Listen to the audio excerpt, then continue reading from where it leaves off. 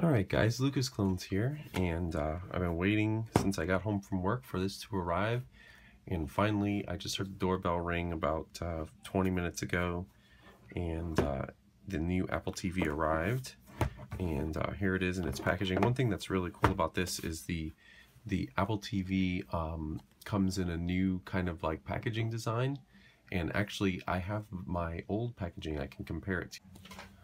Alright, so this is the packaging for the last gen Apple TV, the Apple TV 3, and it's all white. It's kind of the same idea, but it's a little bit smaller. This Apple TV is a bit bigger.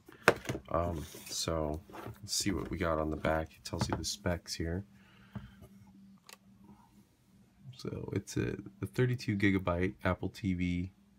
So there you go, 32 gigs right there. And let's get this thing open.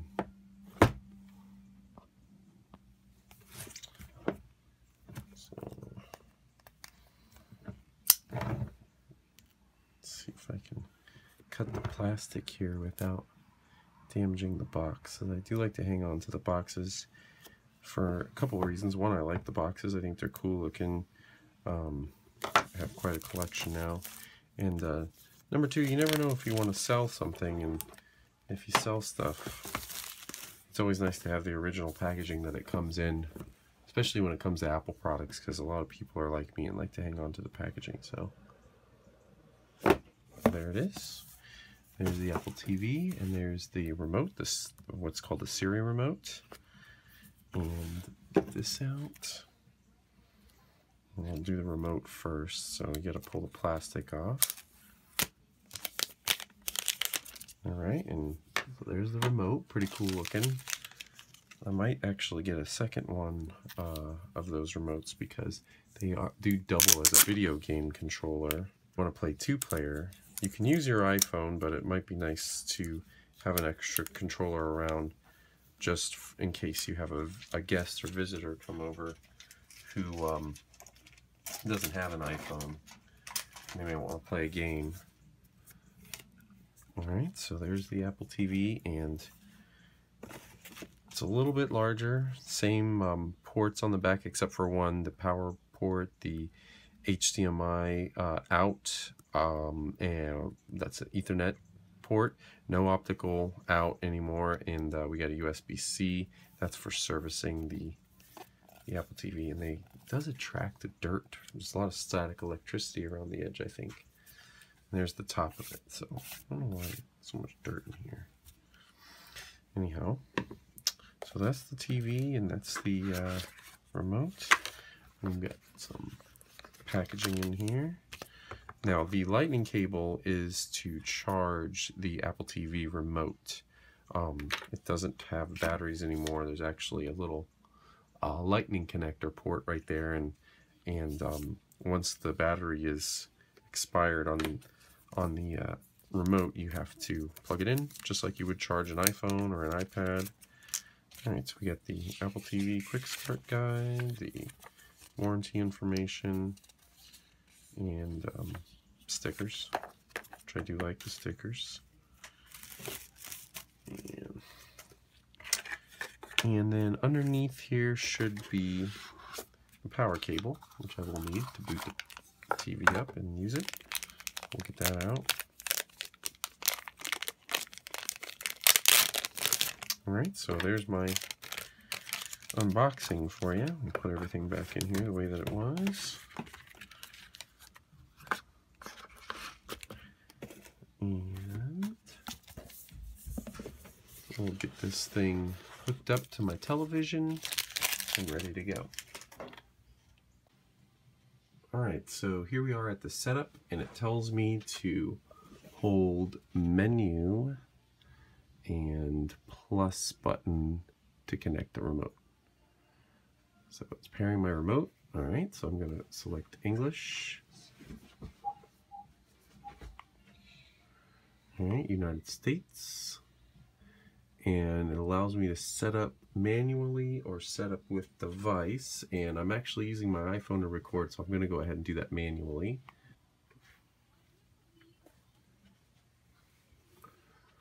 Alright, so it wants me to put in my Apple ID, Alright, so wants me to enable location services. I will do that, and of course I want to use Siri. No point in having a Siri remote. It asks me if I want to use the aerial screensaver. I do. I think they're really cool, so I'm going to automatically download. I want to send it to Apple. Sure, I do. Share with app developers. Why not? Gotta agree. Alright, so here we are at the home screen, and so you can see there's nothing really on here when you first get this. You have to go to the App Store and you have to download apps, so I will be doing that shortly. Now that I've logged in with my Apple ID, it's going to show me purchase movies. They show up immediately. TV shows.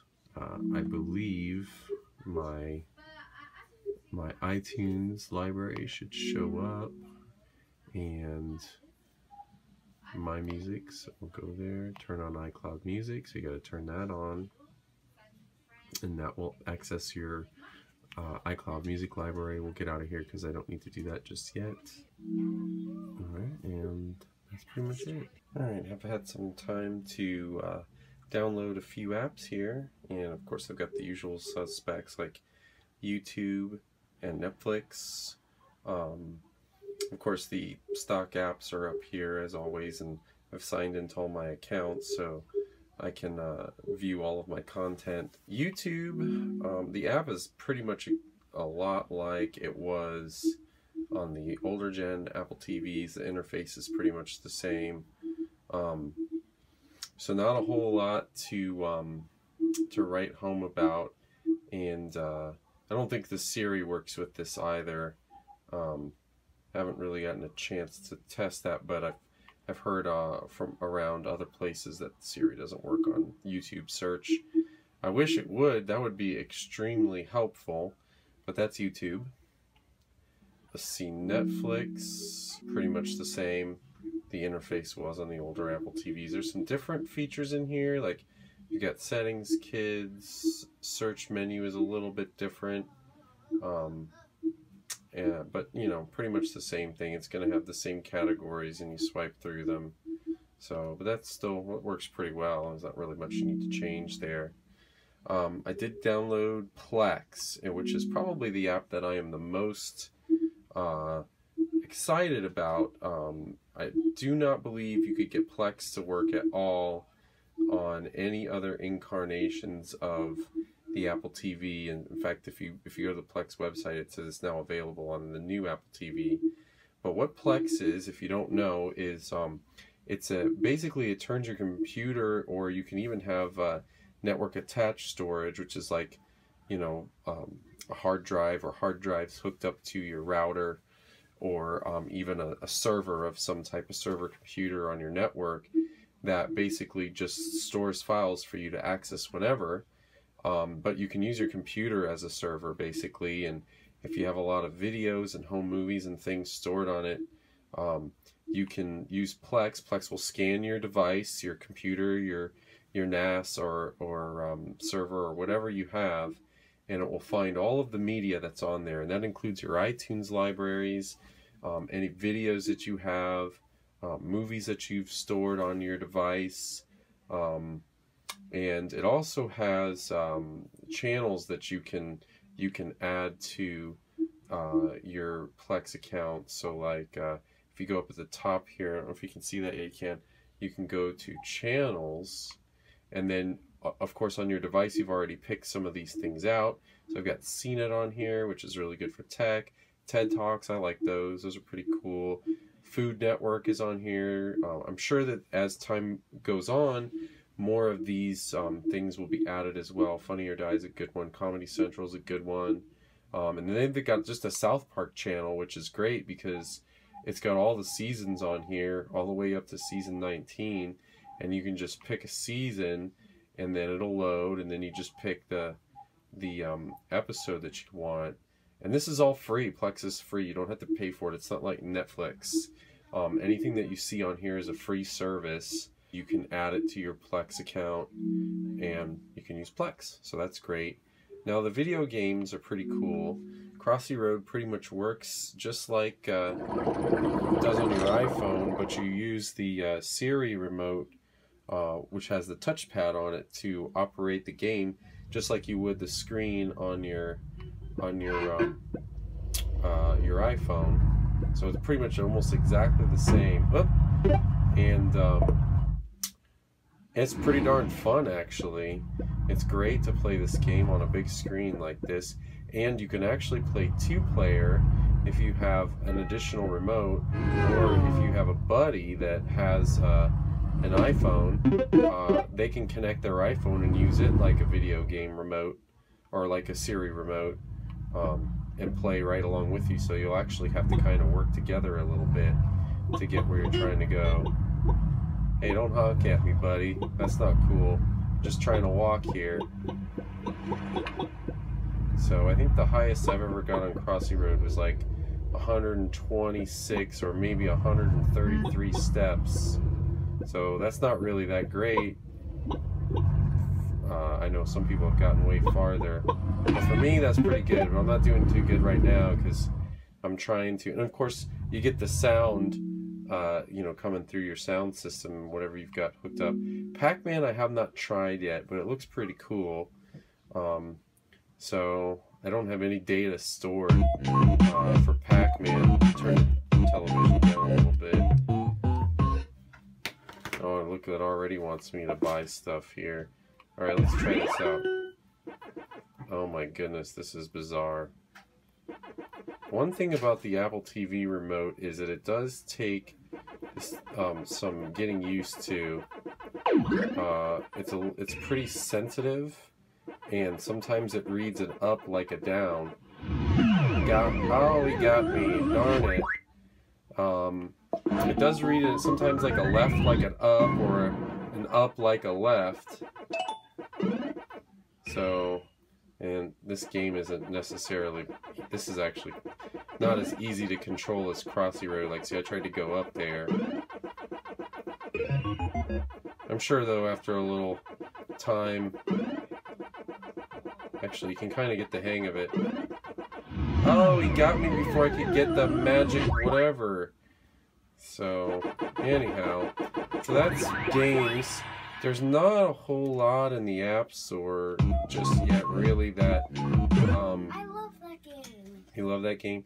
There's not a whole lot in the App Store yet, honestly. We'll go to the featured page. There's some games. Some of them are paid. This is a lot like downloading apps on the iPhone, or iPad. It kind of turns your TV into a big iPad. And there's some more apps there. Some of this is a bit redundant, like, you know, any of the movie apps or shows apps. If they might be, you might have them linked in another app. There's a lot of paid stuff on here. Oh, you can get your iMovie Theater. That's not automatically. That doesn't automatically download because you may not use iMovie Theater. Daddy, look, there's a PewDiePie thing. You know, Pandora. We can get Pandora. Probably go back and get Spotify later on.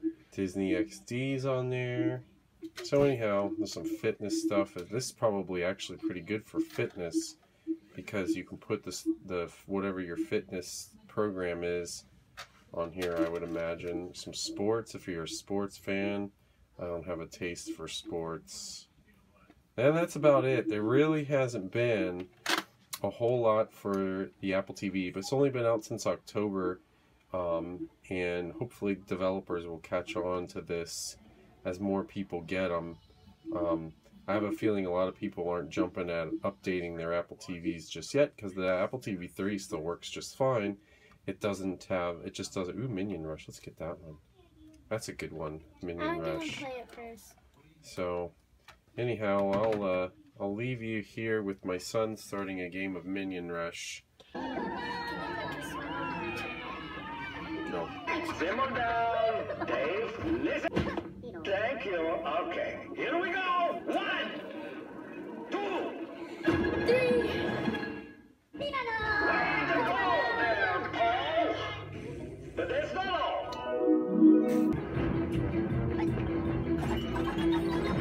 I play next.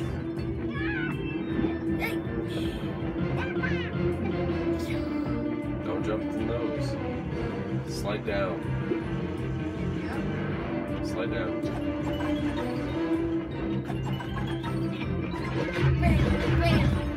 Why is he hitting them? That's not very nice. This is despicable and bonus. Get over here. That's cool. I'm good at this game. On the iPad, that is. I wonder if you can play this 2-player too.